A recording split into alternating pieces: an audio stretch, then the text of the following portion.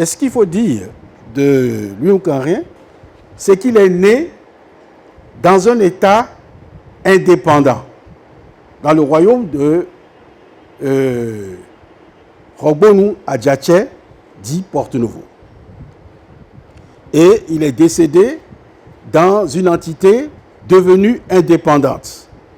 Ça veut dire que déjà jeune, 86, 1900, ça fait 14 ans déjà, n'est-ce pas?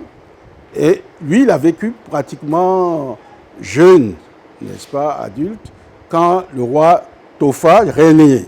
C'est-à-dire, il avait une conscience. J'ai dit que Louis Oukangren, qui est né en 1886 et décédé en 1964, était le premier instituteur dahoméen. Mais il faut préciser.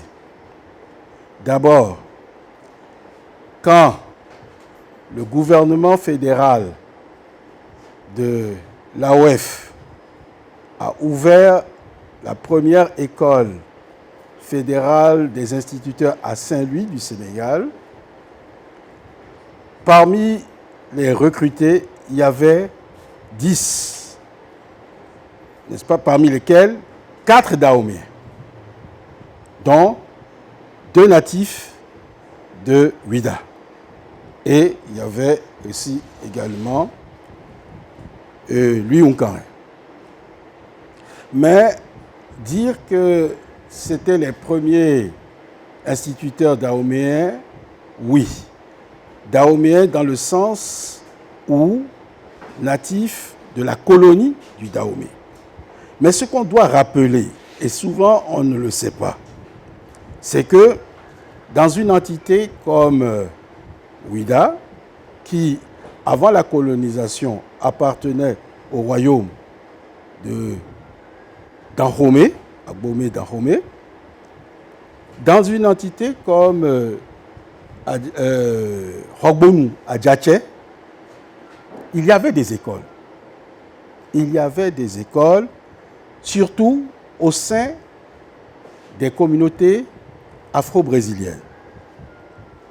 Et ces instituteurs qui animaient ces écoles dans ces entités-là avaient reçu une formation soit à Sao Tomé et Principe, c'est-à-dire une île qui est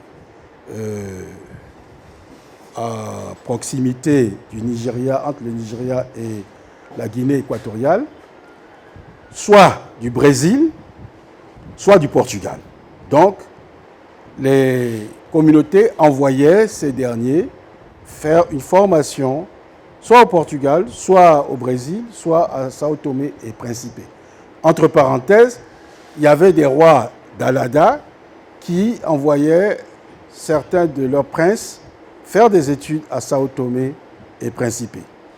Et vous savez qu'à Ouida, il y a une communauté qui dit venir de Sao Tomé et Principe, et d'Acosta. Voilà. Ça, c'est important de le dire parce que souvent, on ne voit pas ce réseau d'activités avant la période coloniale.